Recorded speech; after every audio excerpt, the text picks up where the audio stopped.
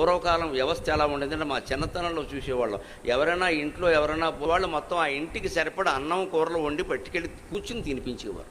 మేము తినలేమమ్మా, ఏడుపు వస్తుంది, ఏడవడానికైనా ఓపుకుండాలి కదమ్మా అని తినిపించేవారు.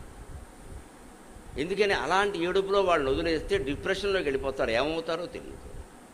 పక్కింటి వాళ్ళు ఉండేవారు, కులభేదాలు కూడా లేవు. అటువంటి సంస్కృతి నుంచి వాళ్ళు ఎలా దిగజారామంటే వాహనాన్ని కబురు చేసుకోండి మాకెందుకు, అన్ని చోట్ల వాహనాలు ఎక్కడుంటాయండి?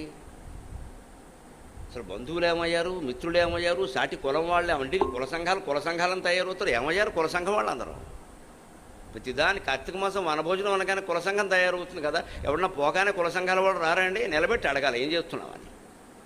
అక్కడికి అసహ్యాలు వచ్చేస్తాయి, మేలు వచ్చేస్తుంది, అశుభం జరిగిపోతుంది. మొన్న గృహప్రవేశం చేశాం కాబట్టి ఎవరు చెప్పారు? ఎక్కడా లేదు ఇది. మన ఇంట్లో ఈవేళ శుభకార్యం అయినా సరే రేపు అశుభానికి మనం వెళ్ళొచ్చు. ఏ శాస్త్రము దీనికి ఆటంకి చెప్పదు. ఆ మాటకు వస్తే శుభకార్యం వాయిదా వేసుకునేనా పరామర్శకి వెళ్ళి వాళ్ళని కాపాడమని చెప్పింది శాస్త్రం. అంత గొప్పది. శుభకార్యం వాయిదా